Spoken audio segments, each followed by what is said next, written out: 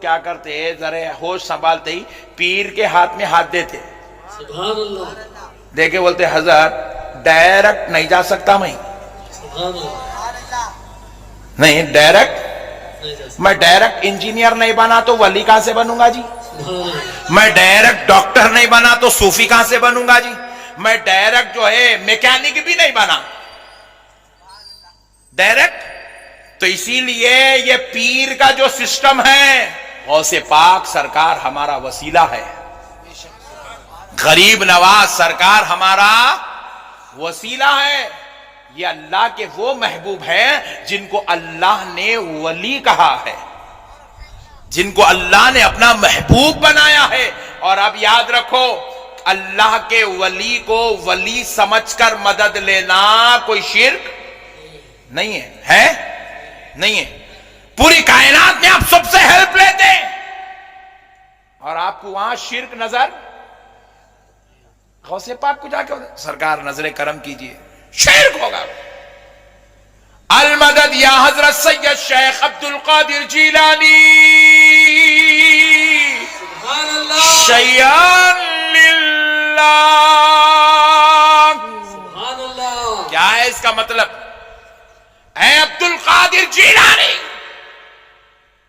اے سید اے شیخ عبد القادر جیلانی, آپ ہماری اللہ کے لیے مدد کیجئے. کیا ہے اللہ کے لیے آپ ہماری؟ شیئا للہ, آپ کو اللہ کا واسطہ, آپ ہماری مدد کیجئے. حضرت غوث پاک سے ریکویسٹ کر رہے ہیں ہم, آپ ہماری مدد کیجئے. لوگ بولے اللہ کے علاوہ اللہ کا واسطہ دے کر بندے سے مدد مانگے شرک ہو گیا. میرے پیارے بزرگ اور دوستو, جہالت کی تو حد ہو گئی. آپ ڈاکٹر سے مدد لیتے ہیں, انجینئر سے مدد لیتے ہیں, گاڑی نہیں ہے تو روڈ پہ ٹھہر کے انگوٹھے بتاتے ہیں, آپ انگوٹھا ٹوٹے تک فرصت.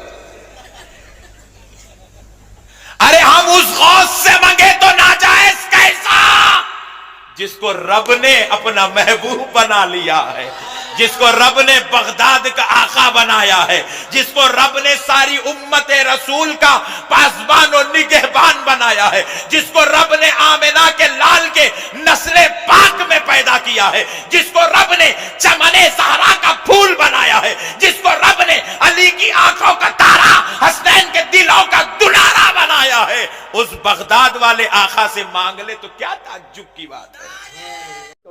اب وسیلہ کیا ہے؟ وسیلے کی بات چلی تھی. وسیلہ کیا ہے؟ دور جتنا آپ جائیں گے اس کے لیے وسیلہ چاہیے, جتنا قریب جائیں گے اس کے لیے وسیلہ نہیں. دلی دور ہے ٹرین کا, سعودیہ دور ہے پلین کا وسیلہ لینا پڑے گا.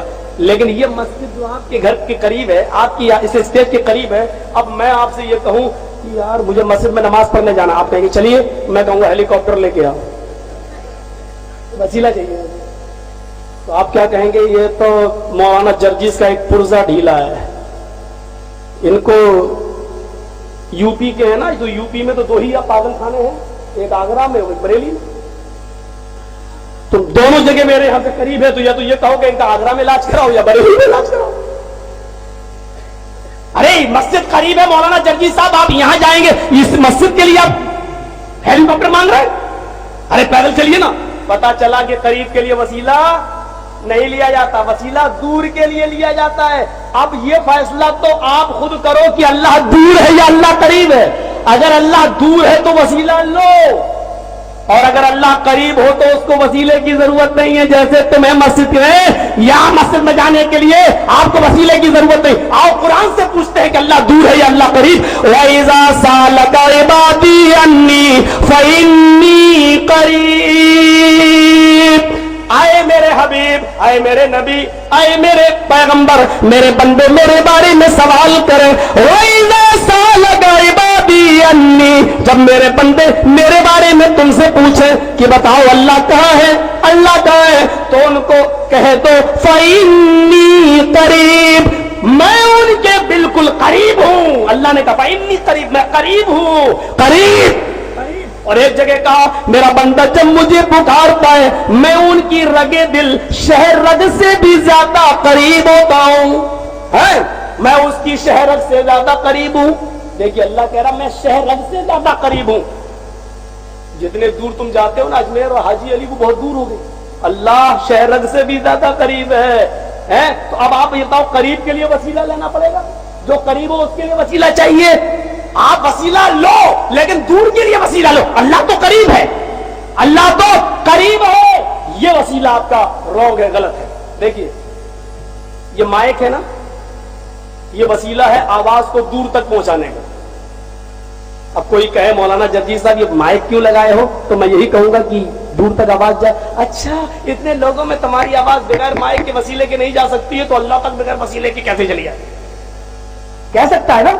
ये उसका जवाब ये है कि हमारी जबान कमजोर है, इतनी दूर मेरी आवाज नहीं जा सकती, और उतनी दूर जो लोग बैठे हुए हैं उनके कान कमजोर है, वो मेरी आवाज इतनी दूर से नहीं सुन सकते। कान भी कमजोर, जबान भी कमजोर। जब दोनों चीजें कमजोर हो तो पावर की जरूरत पड़ती है, लेकिन अल्लाह के मामले में ऐसा नहीं कहा जा सकता। हमारी जबान तो कमजोर है जो उस तक आवाज नहीं पहुंच सकती, लेकिन उसके कान कमजोर नहीं है कि वो हमारी आवाज न सुन सके। हमारा अकीदा, जब हम अल्लाह को पुकारते हैं और उससे बेटा बेटी मांगते, चाहे कितना चुपके से मांगो, जैसे अभी एक दुआ मांगने जाओ, मैंने क्या मांगा आपने सुना, लेकिन मेरे रब ने सुन लिया, मेरे रब ने सुन लिया। क्यों? आपके कान कमजोर है, मेरी आवाज नहीं सुन सकते, मेरी जबान कमजोर है, मैं आपको नहीं सुना सकता। लेकिन जब हम अल्लाह को पुकारते हैं तो अकीदा ये होता है, अरे अल्लाह मेरी जबान कमजोर है लेकिन तेरे कान कमजोर नहीं है। तू तो काली रात में, काले जंगल में, काले पहाड़ पर रेंगने वाली काली चींटी की चाल को, उसकी आहट को, उसके पैर के रखने की आवाज को भी सुन लेता है। तो मेरे भाइयों, जो पैर, चींटी के पैर की आहट को सुन ले, वो हमारी दुआएं क्यों नहीं सुन सकता?